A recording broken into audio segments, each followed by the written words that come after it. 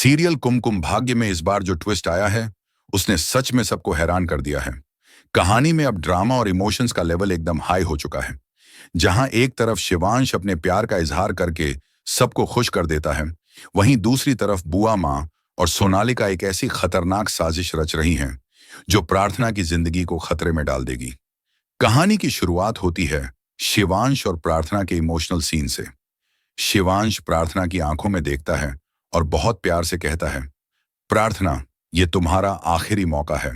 अगर तुम सच में मुझसे प्यार करती हो तो बता दो, वरना कल के बाद मैं तुम्हारा नहीं रहूंगा। सोनालिका मुझे तुमसे मिलने भी नहीं देगी। शिवांश की आंखों में आंसू हैं, उसकी आवाज कांप रही है। प्रार्थना अंदर से टूट जाती है, उसकी आंखों से आंसू बहने लगते हैं। वो गुस्से और दर्द में कहती है, मतलब अब तुम किससे मिलोगे और किससे नहीं, ये फैसला भी वो लेगी? क्या मैं सिर्फ एक खिलौना हूं?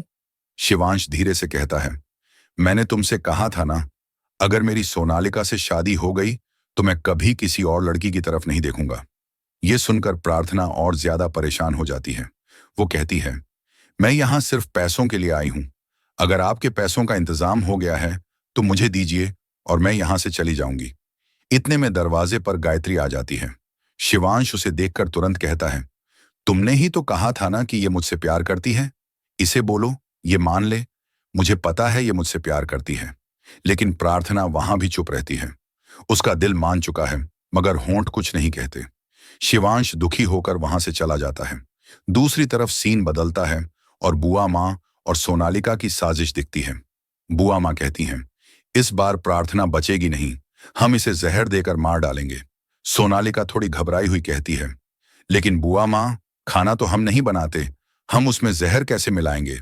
बुआ माँ मुस्कुराकर जवाब देती हैं, हम क्यों मिलाएंगे? काम कोई और करेगा और हमें पता है कैसे करवाना है।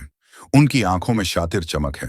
कैमरा उनके चेहरे पर झूम करता है और बैकग्राउंड में सस्पेंस वाला म्यूजिक बजता है। वहीं दूसरी तरफ गायत्री प्रार्थना के पास जाती है और कहती है, दीदी, जीजू आपसे सच में बहुत प्यार करते हैं। मैंने खुद सुना है बुआ माँ और सोनालिका को बात करते हुए। जीजू बार बार कह रहे थे कि उन्हें सिर्फ आपसे ही शादी करनी है। ये सुनकर प्रार्थना का दिल पिघल जाता है। उसका चेहरा भावुक हो जाता है। वह रोते हुए कहती है, ठीक है गायत्री, अब मैं और चुप नहीं रहूंगी। मैं जाकर शिवांश को सब सच बता दूंगी। कहानी यहां से और रोमांचक हो जाती है।